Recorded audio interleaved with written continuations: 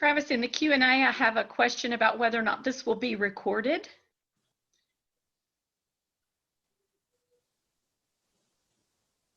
I'm answering, and yes, we are recording it, and we'll have a link on our website afterward for available for people that miss it. Great, thank you, Sandy.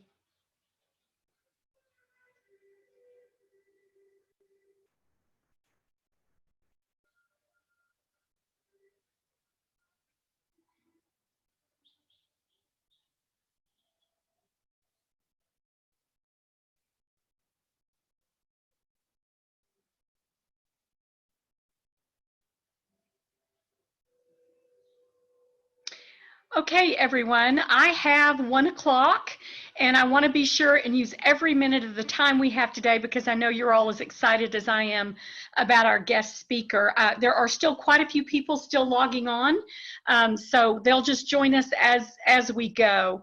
My name is Cindi Bulla. I'm your 2020 Chairman of the Board. Also on today, we have your 2020 Chairman-elect Marvin Jolly, Secretary-Treasurer Russell Berry, and our Secretary-Treasurer-elect, Marcus Phipps. And then, of course, we also have our own Travis Kessler, the CEO and President of Texas Realtors. So we're proud to have them on the call today. And I don't want to waste another minute. I want to introduce our speaker so that we can get started. Most of you know Dr. Mark Dotzour. He is a real estate economist who served for 18 years as the chief economist for the Real Estate Center at Texas A&M University in College Station.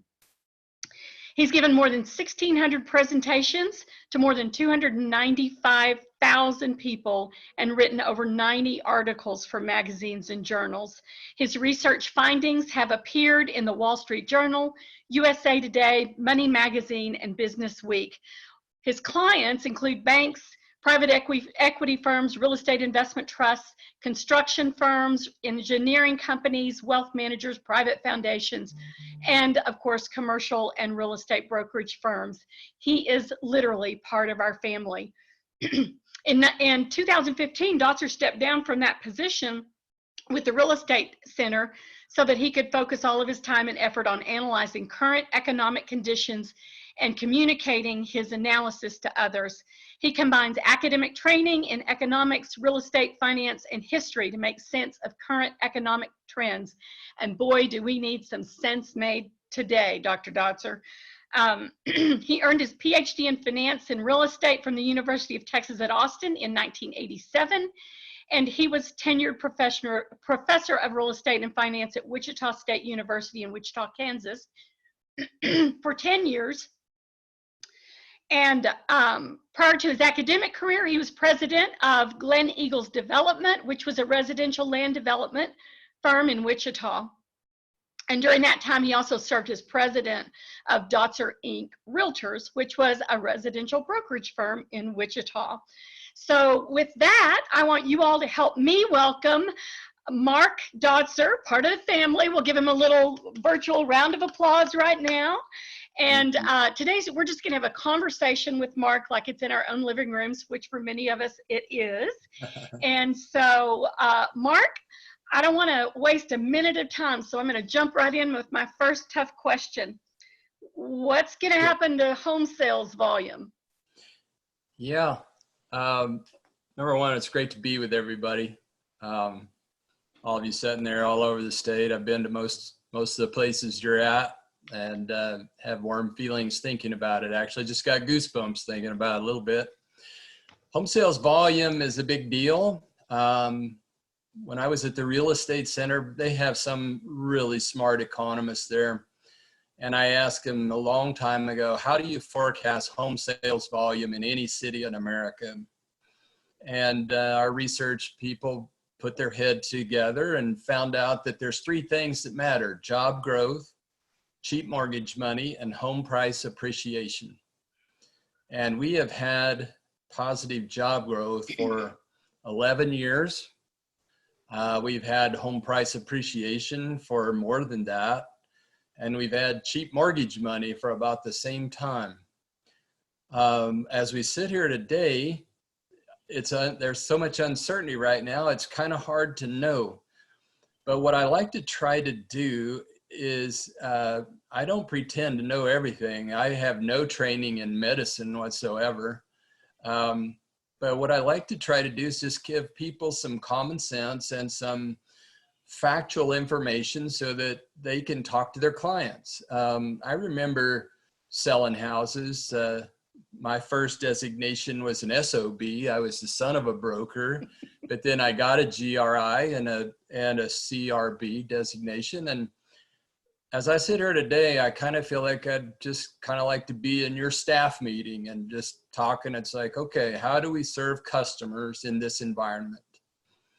And, you know, people, when I first started doing this in 1997 for the real estate industry of Texas, people told me, as an economist, you cannot use the R word, recession, in an audience of realtors. They just will not tolerate it. And I thought, that doesn't make any sense to me. I've been in the business long enough. I know better than that. So I went on a quest for about a decade after that. I asked thousands of people in audiences, how many of you in this room are going to stop serving customers because we're in a recession?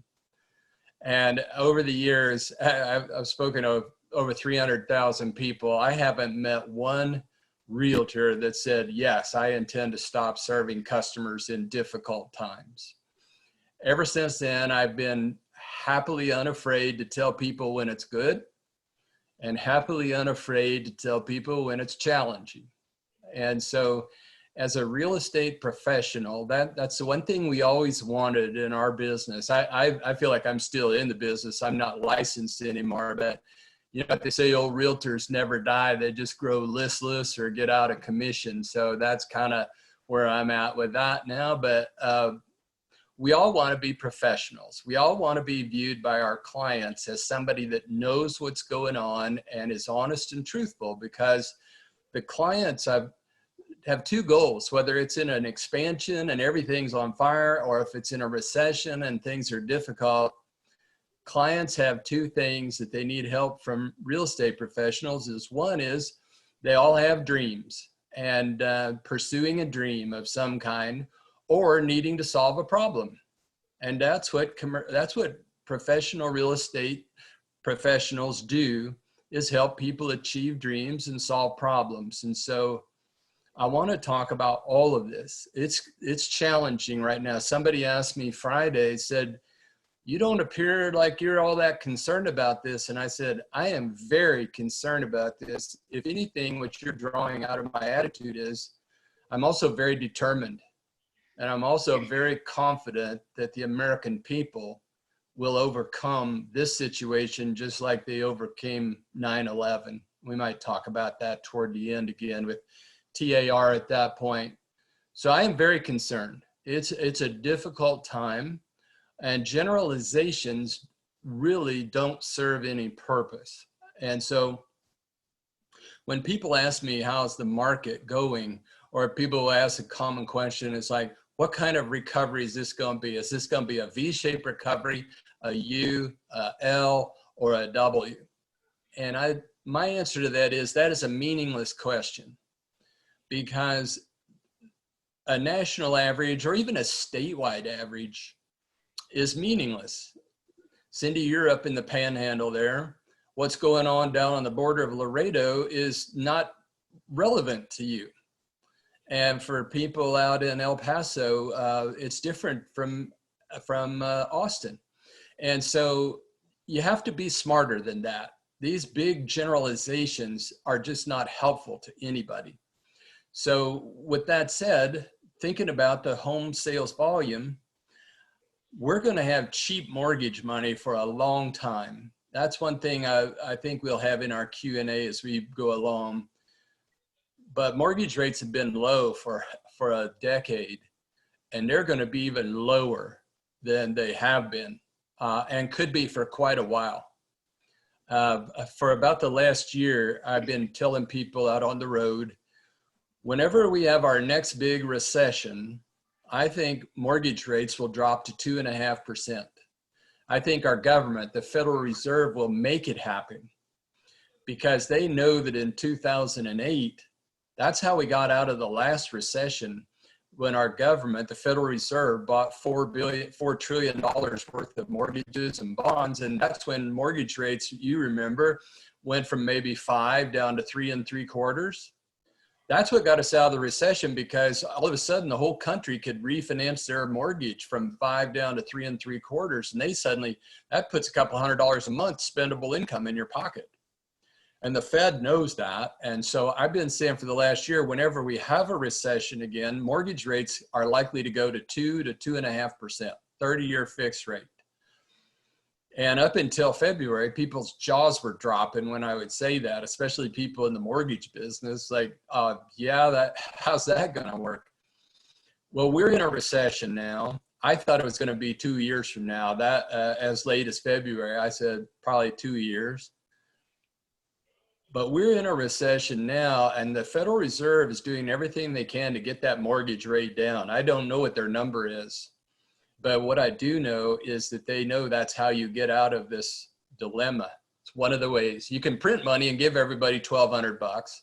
That's one way, but that only lasts for a month. But when you can allow people to refi a 3 3/4 mortgage for 2.5, that's a pay raise that they get for a long time going forward. And it really doesn't cost the government anything to buy these mortgages and bonds. So I think that, so going back to your question about transaction volume, a lot of it's going to have to do with the job growth component. I think mortgage rates are going to stay super low. And I think that home prices are probably going to be continuing to go up in value. I know that you're probably not reading that in the media, but I've enjoyed doing this for 20 years now, and I never read any other economist stuff, and I don't believe anything I read in the media, so that means nothing to me. But I don't see any reason why home prices need to fall. I'm starting to hear that. Sometimes there's conventional wisdom that comes through watching too much TV, that all of a sudden, oh, home prices are going to fall. Well, home prices don't fall just because the national media, somebody from Princeton or MIT, you know what I'm talking about, MIT, they're a community college back east. They got a good basketball team, but their economists are just as 50-50 as I am or anybody else. Home prices don't fall unless you have too much supply in the market. Ali Anari is still at the Real Estate Center, Dr. Anari. I asked him to come up with that number. Ali, what causes home sales volume to go up? And he found out job growth, home price appreciation, cheap mortgage money. I'm guessing that home prices will be a lot higher 4 years from now than they are right now. Could you see a headline maybe where home prices drop for 6 months? The first few sales that come out, somebody that's under duress. Yeah, that's possible. But the thing about it is, what we have to remember is the job growth component is going to be damaged for a while. It's going to come back, but it's going to come back in lumps. And so some cities, their jobs are going to come back faster than others. And we can talk about that in more detail if you like. But so you have to take a look at each city. For example, Houston and Midland, two of my favorite places to go. I love the oil and gas business. I love the smell of that. People took me out in their pickup truck and drove me by a big oil field there and apologized for the smell. And I said, man, that smells like money to me. I love that smell. They're going to struggle. They know it. I'm not telling them anything new. They're going to struggle. It's going to be their turn to struggle. But other cities have different job components and their markets are going to be different. So whenever you get a question, and a lot of the leadership of the state of Texas is on this call because you're trying to educate yourself and do what's right. And so when you get those calls, tell these media people it's a lot more complicated than whether we're going to have a W shape, a V shape, or an L shape. It's going to change from city to city. And it's also going to change from neighborhood to neighborhood in your own city. For example, let's take Houston. That a lot of people might broad brush that and say, boy, price of oil's down to $19 a barrel. It's going to be hard on Houston, isn't it? Well, it's going to be hard on a part of Houston. And it's a pretty sizable part of it, but it's not the only part. There's a medical district. Each city, I'm not just talking about Houston, whatever city you live in right now, just visualize your own town. There are certain parts of town where jobs are clustered in certain industries. And yes, those will be hit the hardest. But other places that have university employment or healthcare employment or high tech or government jobs, they're not going to be affected the same way as oil and gas is going to be. So that as a professional in the business, when you're talking to a client, that's what I recommend you do, is talk about how different it is from area to area, price range to price range. Because when you talk about home sales volume, the first thing that comes to my mind is what I might call the bottom third of the market. Where I live in College Station right now, that might be 200,000 or 220,000. Anything below that, I mean, the demand has just been off the chart for the bottom third of the market in every city in America, pretty much, let alone Texas. And so think about this for a minute. People thought that, you know this, that prices went up a lot over a period of time, and people were starting to talk about how high the prices were. And people are starting to talk about the affordability issue and all that. Well, if you're a young family and you wanted to buy a house and you thought a $250,000 house was just about out of your reach with a 3 3/4 mortgage, when you get the go signal to go out the door and you can get a 2.5% to 3% mortgage, that house is suddenly not nearly as out of range as you thought it might have been. And so think about this for a minute. When mortgage rates, 10 years ago, when mortgage rates, our government dropped mortgage rates from 5 down to 3 3/4, there was a lot of people buying homes at that point because they could afford them. And what happened over time was that within 2 or 3 or 4 years, the prices escalated to the point where people thought, wow, these aren't even affordable at 3 3/4 anymore. That same thing is going to happen again. When people get the go signal to go out the door with their shopping cart to buy a house and find out they can get a mortgage that may be south of 3%, which I think is trying to happen, those houses are going to be very affordable for about a year probably, because those prices are going to get bid up again, just like they got bid up the last time around. So as I see it, the Fed desperately wants mortgage rates to be under 3% for the reasons I've announced. And when they get those down to under 3%, there's going to be a real strong demand for houses, especially in the bottom third of the range. So from that standpoint, I can't visualize a home in the bottom third of the price range, even in Midland or even in Houston. I can't really visualize those going down in value that much, let alone someplace like Austin or San Angelo or El Paso or Laredo. The demand's just too strong. Our population growth is relentless, and we've been underbuilding houses for a decade. When's the last time any of you on this call, when's the last time you had 6.5 months worth of inventory in your market? And the answer to that is probably 8 years at least. Yeah. We haven't had a normal market in this state for 8 years. We've been in an inventory shortage situation for 8 years.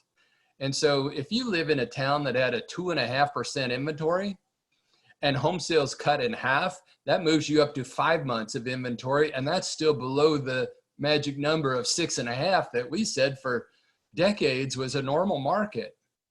So don't let the media, here's the headline I don't like to see, which there's a million of them. I can't stand the media, period. They're doing the best they can, but it's pretty bad. So here's what the media will say. Months supply of inventory, a key number for home price appreciation, has increased 46%. What do you think, Cindi? Doesn't that mean prices are going to fall? And the answer to that is, okay, yeah, but it's still up to 5, and 6.5 was a balanced market in this state for 2 or 3 decades.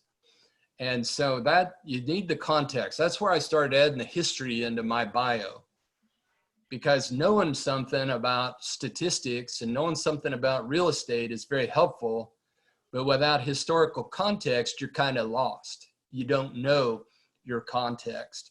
And so anyhow, that's a long answer, but there's a lot in there. And I want, if I can do anything today, if I can accomplish one thing today, it would be to help every realtor that's on this call feel more confident about being a professional to their clients. And so that's what my game plan is today. Thank you, Mark. Before I let you get off of the supply and demand side, I want you to address, before the crisis, supply was our problem, and particularly in a price range that was affordable to the general workforce of Texas. So I'd love to hear you say what you think this is going to do to the supply, the availability of money to increase supply. And then back on demand, I want to hear your thoughts about what you think about continued demand in the context of employment, and how that labor force might look or change as a result of the different ways we're all learning to do business right now. Well, let's start with the supply first. There weren't enough homes being built before this happened, and now less homes are going to be built. And the population growth is just relentless, and the job growth in this state is just relentless. And so what's going to happen is we're going to have even a more difficult inventory situation when this thing kind of unwinds, and this will unwind. And when it does, we're going to be right back in the same boat where we don't have enough houses and people are going to bid them up. And so I see the supply situation continuing to be constrained. So we're going to be in an inventory shortage. Now, with that said, I want to encourage all the realtors in the room, if you will, that this inventory, months of inventory, is a crucial number when you're talking to people about the price trend in the market. And with that said, it would be best if it was me and I was on a sales call with you talking to a client, it would be best to have not just the overall for your city, but within different subgroups of prices, because the months of inventory in the bottom third of the market might be 1, and the months of inventory in the top third of the market could be 12 or 14. And so what we found at the Real Estate Center, and this is a new environment here, so old statistical models may not hold in this kind of crazy environment we're in right now, but as a general rule, home prices, when you got up to 6.5 months worth of inventory, home prices, we called that a normal market. And in Texas, that meant homes went up 2% a year on average, maybe 3. People used to complain about that. So when you get below 6.5 months, that's when prices start going up 4, 5, 6%. Now, the flip side of that is when inventory levels get up above 6.5, you start to move into a buyer's market. And what happens then, what we found out was that the month's inventory has to get up to 9 or 10 or 11 before prices really start to fall. So if someone asks you in your local market about price trends, do you think prices are going to fall? The real answer to that is going to be, it depends on the supply in those certain price ranges. And that would lead to a very informed discussion then. Well, let's talk about that. What is the supply situation in the bottom third? Well, it isn't 9, 10, or 11, and it's like 4. And that means we're in short supply. So the likelihood of prices falling in that group is very low. Maybe the top third is the opposite, with the middle being in between those, but maybe the top third, the month supply is 12 months. And if that's true, then the logic would show you that you could see price pressure in that top end of the market. And as a professional realtor, that helps you communicate that to an owner. because an owner needs to know that kind of stuff because he or she's trying to solve a problem or achieve a dream. And they don't need a platitude about, oh, it's going to get better tomorrow, or it's always brighter the next day, blah, blah, blah. You need data. And that way you can legitimately talk to buyers in the bottom third and say, look, you might be waiting a long time for prices to fall when we got 2.5 months worth of inventory. That's great advice, Mark. So let's weave in the investor component now. What are we going to see happening with those people that are investing in the rental markets, especially with the little bit of pressure that the federal people have put on with respect to trying to help us manage those portfolios and telling our landlords that they can't they can't enforce any sort of eviction processes and all that. Does that make the investor market more or less attractive? Does it have no impact? And what will the investor market look going forward? First of all, I appreciate you somewhat stuttering over your words, talking about the government telling us what to do. Busted. That should, no. I'm calling that out because that gives me faith in the American people. You just illustrated a big point that I'm making everywhere. This is unprecedented and a major concern.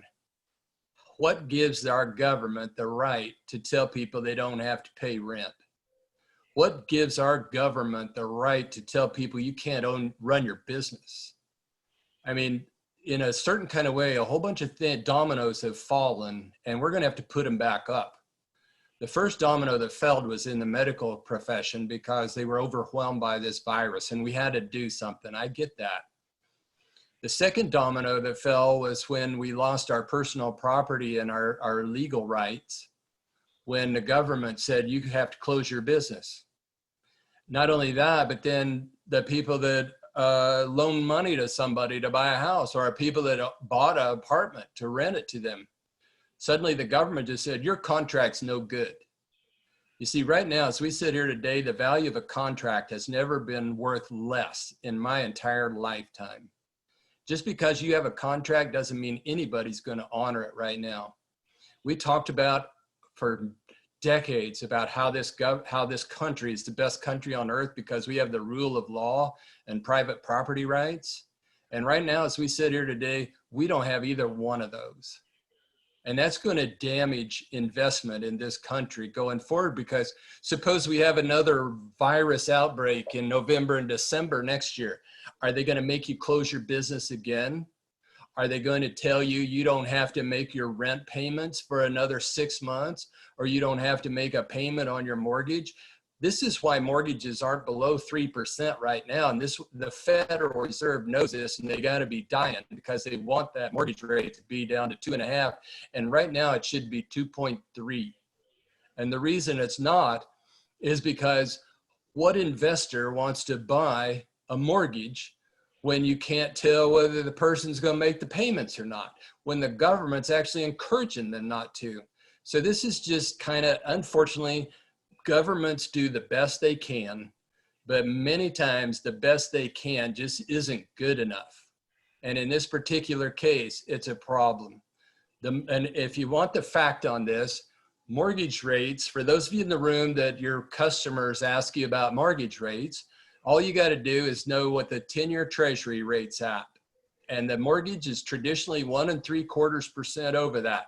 As we sit here today, the 10-year treasury is at 0.6%. And if you add 1 3/4% to that, in a normal environment, the 30-year mortgage should be 2.35% today. And the only reason it isn't, in my mind, is because the government has just thrown the rule of law out the window and all bets are off. I grew up in Kansas, and then I lived in Texas for probably too long. My French is not any good, but there's a French word that I'm learning about, and a phrase, and it's called force majeure. And force majeure means something unusual has happened and I don't have to honor my contract. Sometimes when you write a contract for a house, if there's an act of God, an act of war, title insurance insures you against everything but an act of God or an act of war. That's a force majeure portion of a contract. And right now, whether your contract had that in there or not, the government has forced that into every contract. So at some point, they'll figure this out. They make mistakes. I'm not harping on them too bad. I wouldn't want that big job.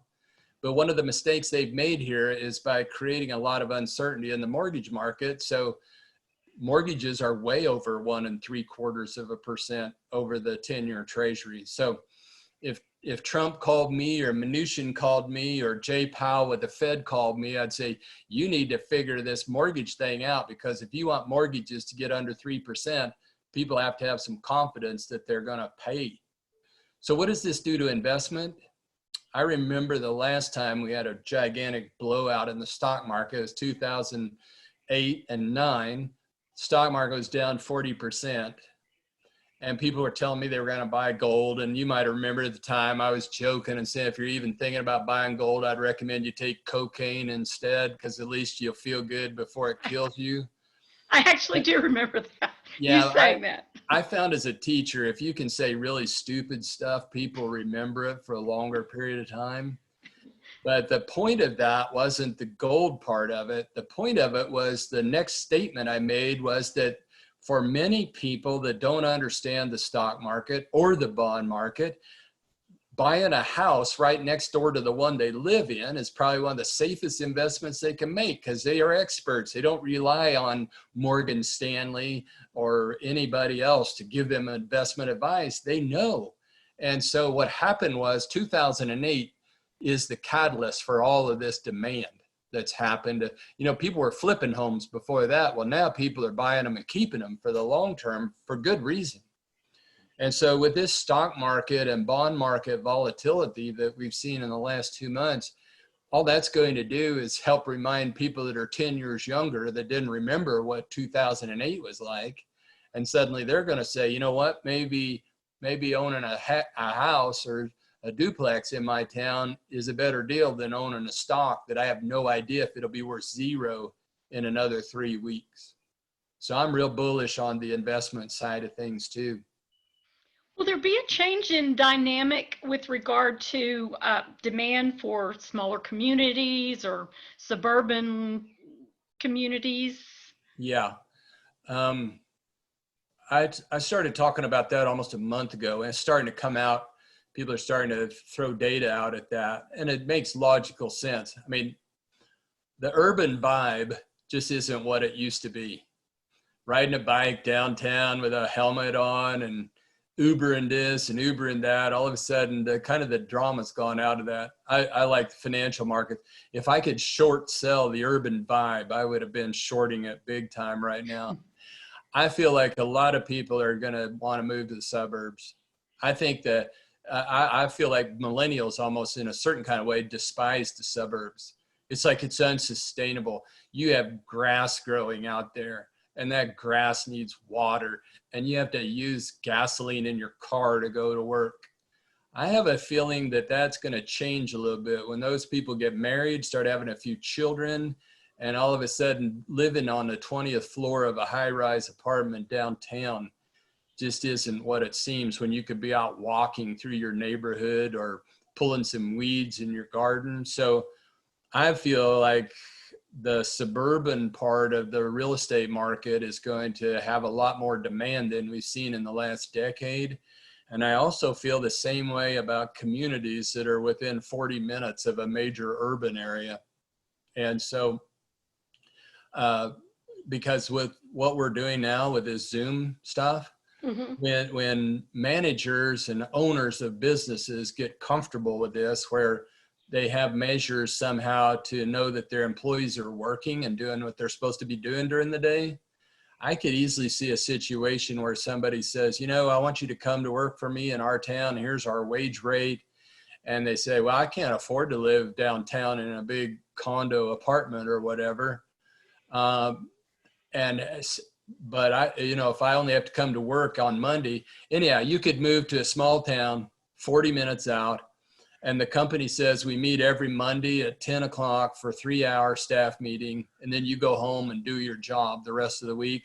I don't care if you come into the office at all anymore, just as long as I can monitor that you're doing the job. So I feel like there could be a real resurgence in little towns of 20,000 people that are 30 minutes outside of the big urban area too. So a lot of that appeal was, and this touches, today we're focusing on residential, but it sort of touches on the whole office concept. You mentioned it. One of the appeals to living downtown has been the lack of a commute, but if we have more people working from home, some of that appeal may move with it. But the change in dynamics in the commercial end of that may affect demand in other ways as well, right? Yeah, that's a topic for another seminar. If we get off on it, if we get off into commercial, we'll be there a while. But yeah, well, good. That's a tease. Maybe we need to have you back. Let's talk about the like the volatility of the stock market. How much does that affect Texas consumers in their residential home buying process? Well, the key one is, like I said, that it's just going to encourage people to buy a house. I mean, if you're 28 years old and you've saved a lot, some of these young people are amazing how strong of savers they can be. And they get married and they just save a lot of money. And before you know it, there's several $100,000 in their bank account, and they don't want to buy a house unless they're paying cash, that sort of thing. Been buying stock, maybe Bitcoin. And when you have a 40% downdraft or 30% downdraft in stock, suddenly you realize they don't just go up every year. And so I think this is going to motivate people to buy houses that haven't. So, you know what? We've been renting an apartment and investing in stocks, and that's been okay. But this hasn't been okay, watching the market drop like it has. And I don't want to do this again. And so I think we might buy a house. I wouldn't recommend them pay cash, but I think it's going to increase. The volatility is going to increase demand, I think, from younger people that decide maybe a house is a pretty good investment after all. What about the budget deficit? I mean, should we be losing a little sleep over the growth of that budget deficit knocking on the door of $4 trillion this year? I'm going to answer that. Remind me to ask about the state budget deficit too. Since I told you I don't multitask very well, I'll forget it. Okay. But, okay, people for the last, I don't know how long, since 2008, that's the reason people were wanting to buy gold, because they thought that government debt was going to get out of hand and the value of our currency would be worth nothing and our savings would be destroyed in the process. And that's why I was telling people, please don't do that. That's not going to happen. And so with that said, I just think we're going to have a situation where people are going to want to invest in real estate, and I don't know what else I can say about that really. Oh, the budget deficit, our budget deficit, not our budget deficit, the debt was $24 trillion a couple of months ago. And I was saying at the time, I'm not going to get excited. People would ask me, how come you never talk about the big debt that the government has? You never talk about that. And I said, I don't talk about stuff that I don't feel like matters. And they go, well, how can it not matter? We got 24 trillion in debt. This was back when it was 19 trillion. and I would say, look, here's what you got to understand. You're never going to be asked to pay that off. People will say, oh my goodness, that's like $150,000 per person. How are we ever going to pay that off? There is don't ever think that thought again as long as you're breathing. You are never going to be asked to pay that off. There is no intention of that debt ever to be paid off. It's going to continue to grow. And so here's the thing. If you are a little skeptical about me, here's the fact. Look at Japan. They're on the same road to perdition, if you will. They got a big debt. Their debt as a percent of their economy is twice ours. Ours is about 100% of our economy. Theirs is 200%. So their debt is double ours. Do they have any inflation? Not a hint. Is their currency strong? Yes, it's stronger than ever. Their stock market's up. And so my thought is, if we double our debt from 24 trillion to 48 trillion, we'll be right there with Japan, and Japan has none of these things that we're afraid of at this point. So that's why I've never spoken about it. Will it inevitably lead to inflation? And if it does that affect, say, the appeal of owning property? Owning homes in an inflationary environment is a good one as long as you don't have too big of a loan. That's what I've been encouraging people that invest in commercial real estate and residential investment property too. For the last 2 or 3 years, as we were getting at the top end of the market, things were pretty high. I was still telling people it's okay to buy houses. You might be buying at the top of the market, but the trick is don't put too heavy a loan on it, so that if you have to cut rent by 10% and suddenly you're only getting 11 months rent a year or 10 and a half months rent, you want your loan to be low enough that you don't lose your property, get it foreclosed on. So the investment premise to me is that buying single family homes is a great investment. Just be careful so that you don't put so much debt on it, you lose it to your bank, and another one of my clients will buy it from your bank and make all your money. So it's just not a good time to be greedy. Just be careful without putting too much debt on. But anyhow, here's the thing about inflation, and this is to people that are my age, because you've been just waiting for runaway inflation since 1982.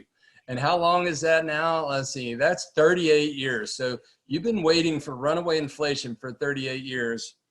And about the only way we get high inflation in America is if people lose faith in their government and they all go to their bank, draw all their money out and deposit it in another country.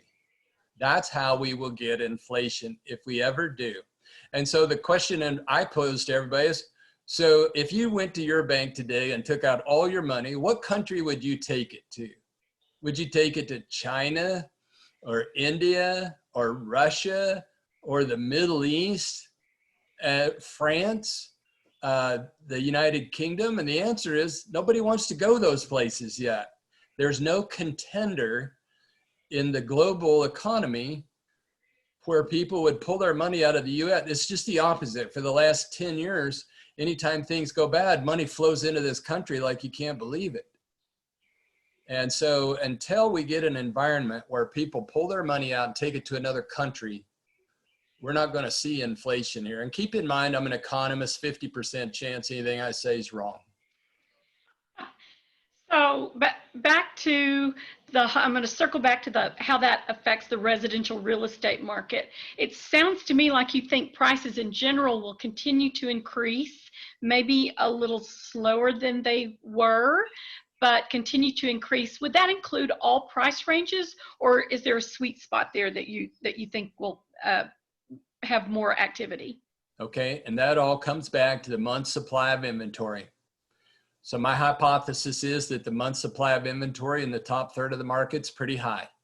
It might be close to that 8, 9, 10, I won't say 8, 9, 10, 11.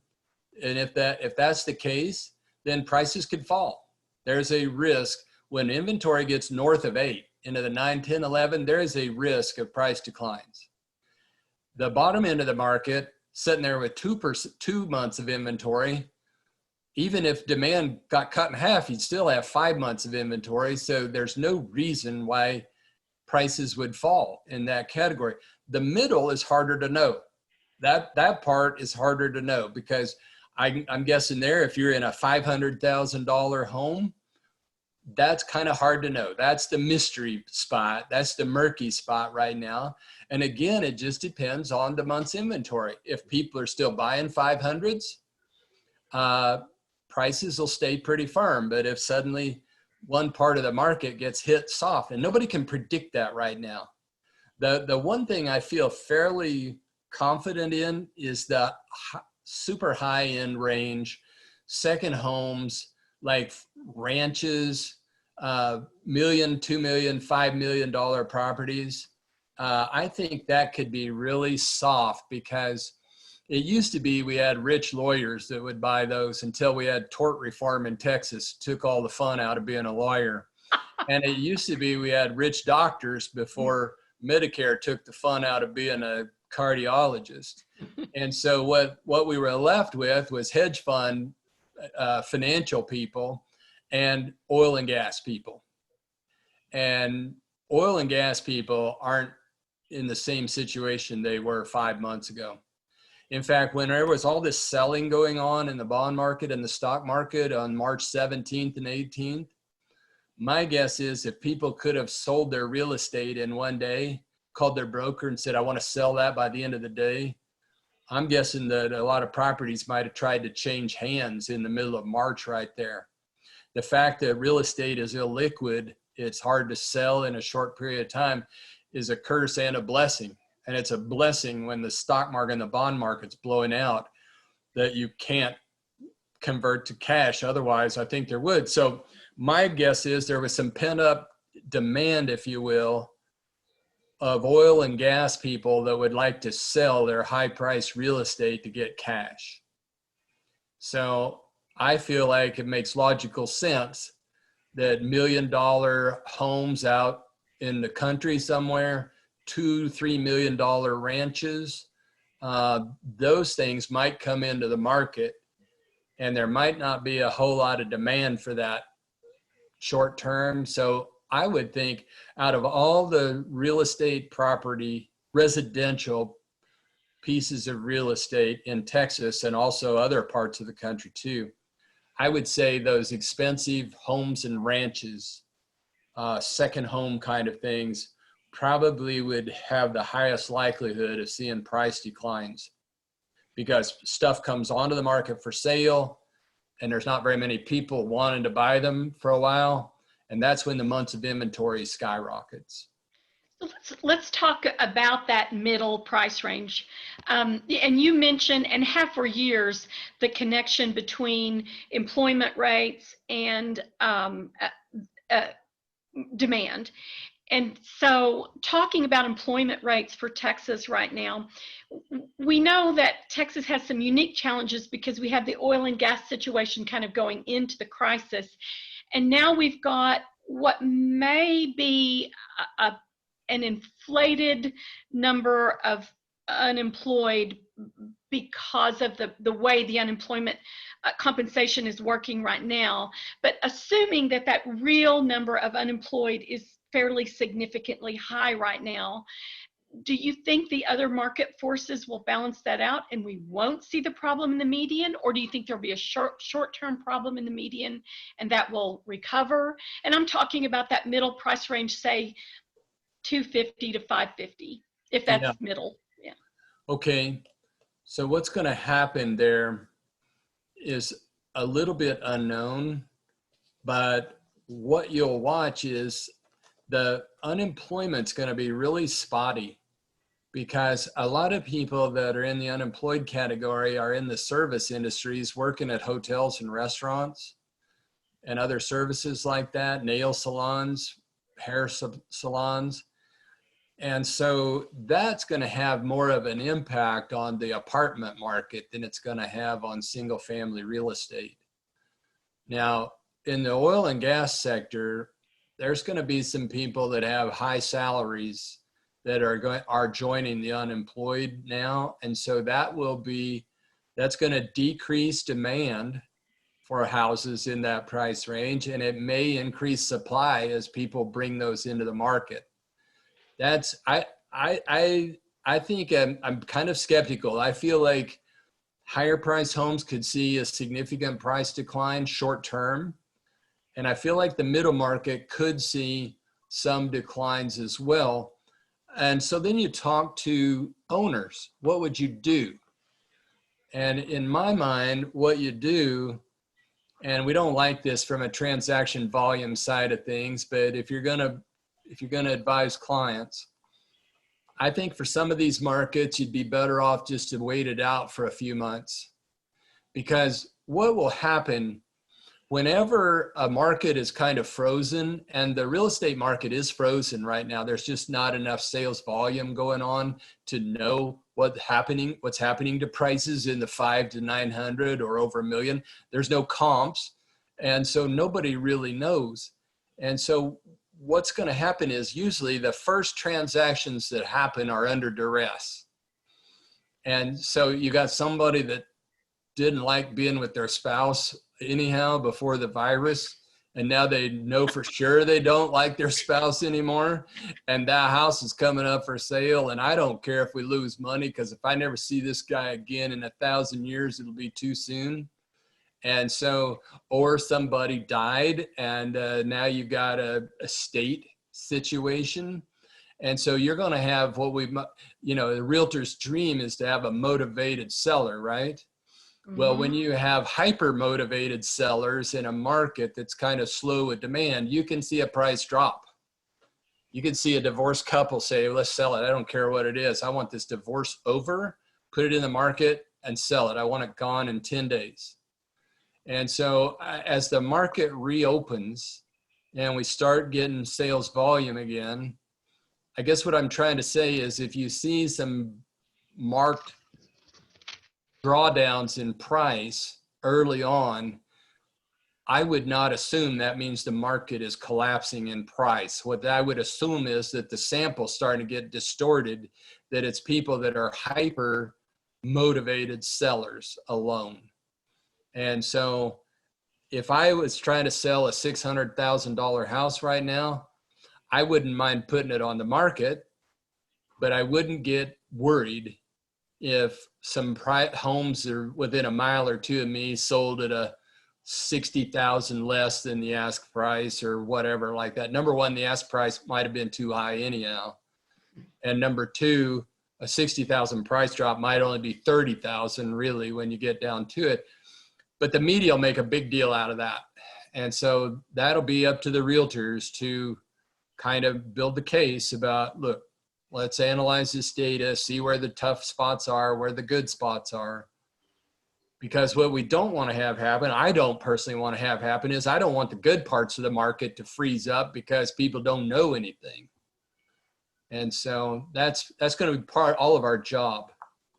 So Mark, in the 10 minutes that we have left, I want you to go back and pick up what you were going to talk about, the state budget deficit, but I also want to add a wrinkle to that, because Texas relies so heavily on sales tax, and Texas municipal budgets rely very heavily on sales tax as well, and we're not sure where that's going. And the other side, especially at the municipal level, rests on the backs of property owners, because just about the only other pocket is property taxes. So kind of roll all that in and talk to us about all of that.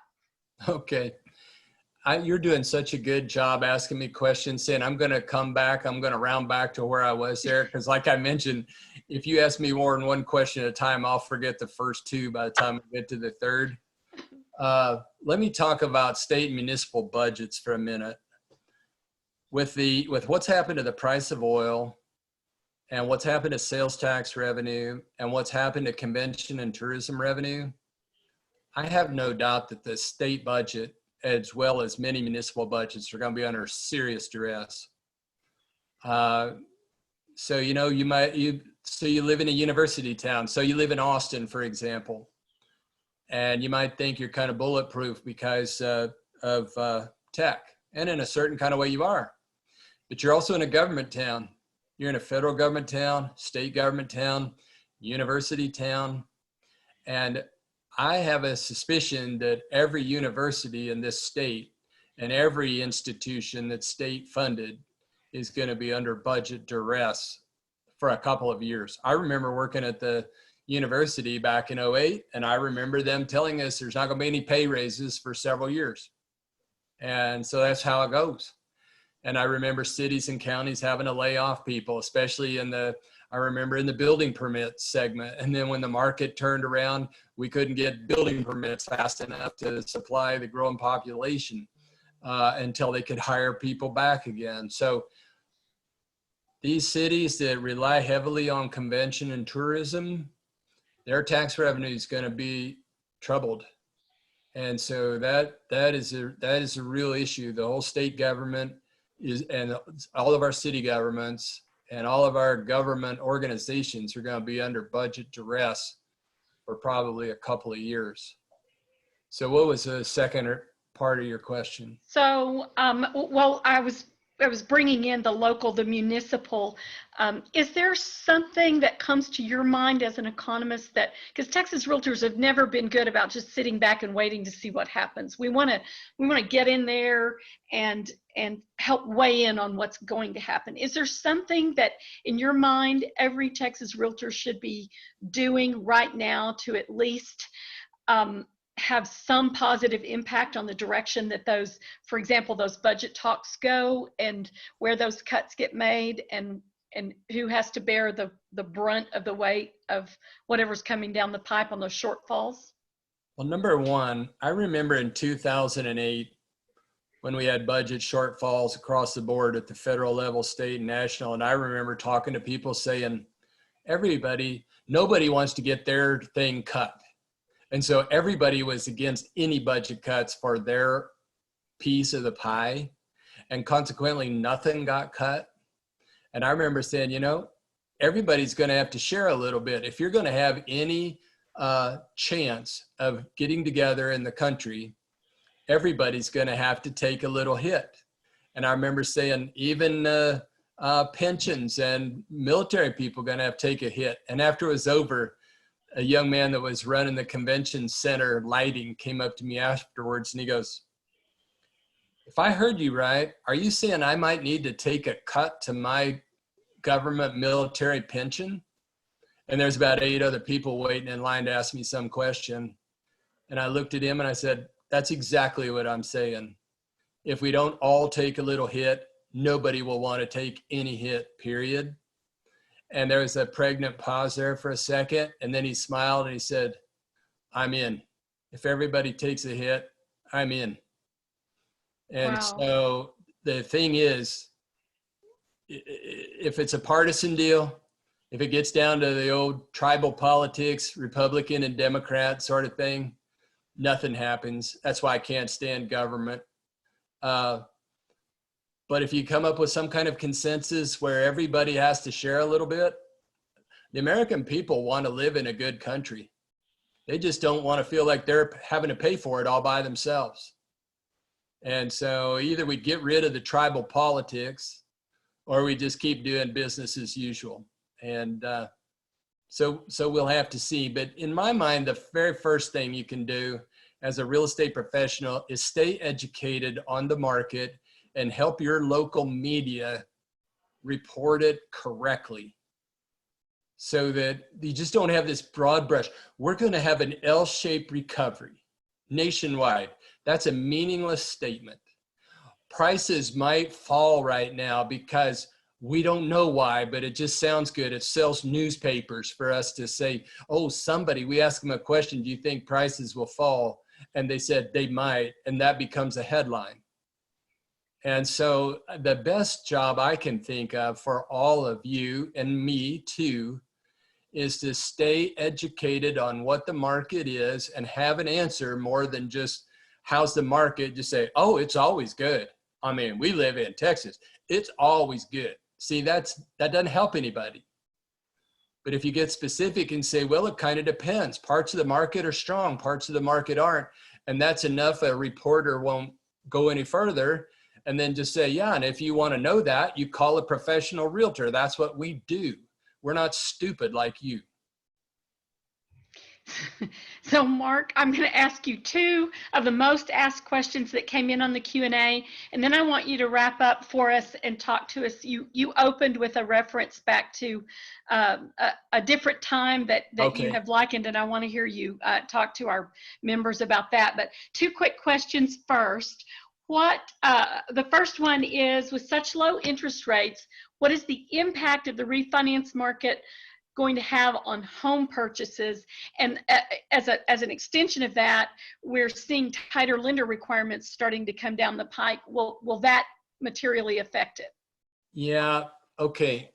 lower rates are going to be a boom. It's going to be a bonanza for refi, and it's also going to be a strong encouragement for home sales. So I think it's a huge bonus for both. And the increased lender requirements are part of that problem that I mentioned earlier in this program about people not making their payments and all the uncertainty about that. The government's going to do something. I don't know what they're going to do, but they're going to do something to get rid of that lender uncertainty, because they don't want tighter. It works against what they're trying to do. They're trying to get people to buy homes. And if the lenders have so much uncertainty, they won't make them a mortgage, then it ruins the whole thing. So something is going to change there where those lender requirements won't be as strong as they are right now. And so that's the answer to that. What's the other one? From your mouth to God's ears, Mark. Okay, and the last one of the third-party questions is impact on home purchases with respect to you've got financial advisors saying, don't pull your money out of the market, don't do that, don't do that. Will that hit one area of the home buying space more than others? Wall Street has a saying that I just love. It's called talking your book. And talking your book means is you went out and bought $1 million worth of gold, and then you go on CNBC and tell everybody there's going to be a shortage of gold and it's going to run the price up after you've already bought it. And then when you get a bunch of people that don't know any better to do that, then you sell all your gold and then short gold on top of that, and then come out with an announcement that gold's going to collapse anytime now because we here at Goldman Sachs, we know this kind of thing, and we just shorted it a whole bunch. And if you do the same thing, we will make billions at your expense.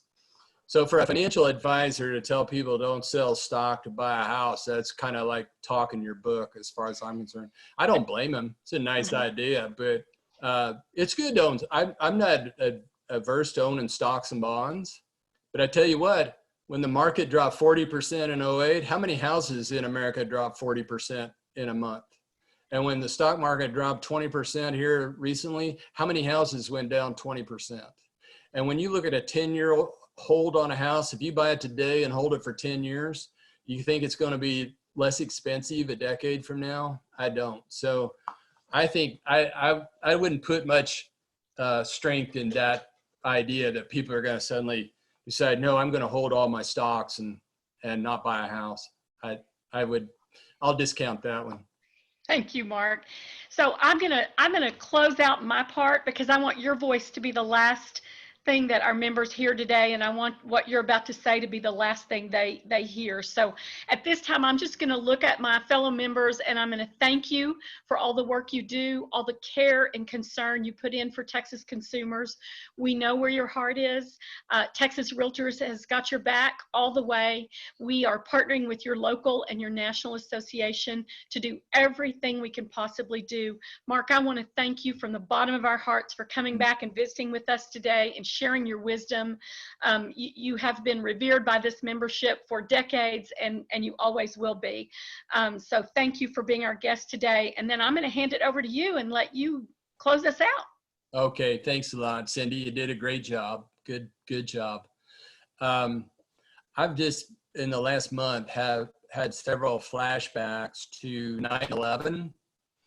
And this feels a little bit like 9/11 happened on every city on earth all at the same time. And we were afraid at that point in time. We were afraid of terrorism and didn't want to leave our house and didn't know how it was going to be resolved.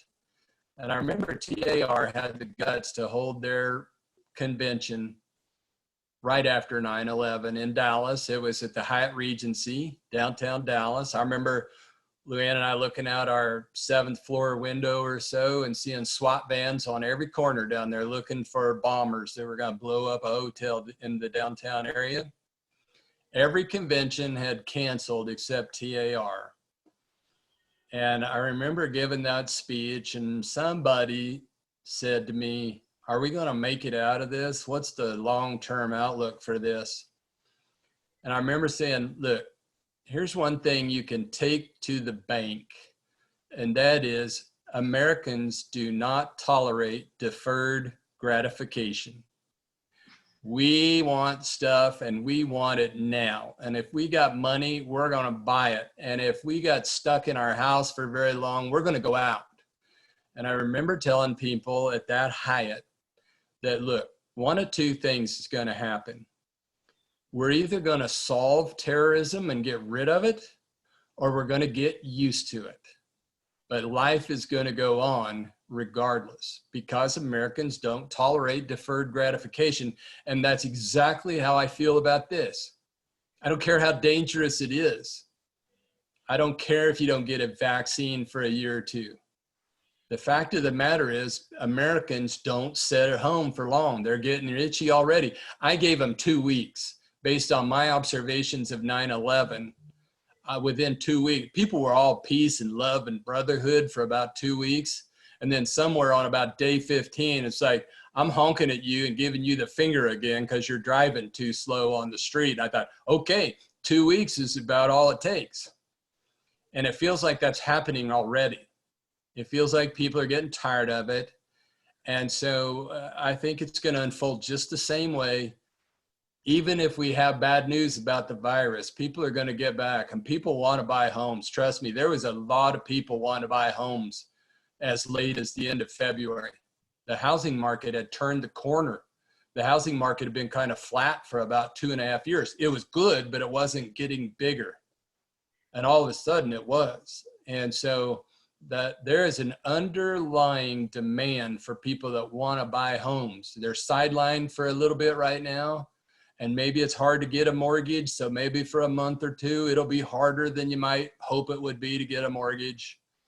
But they're going to figure this out. The government's going to figure this out. They want the housing market to thrive in a big way and lead us out of this recession.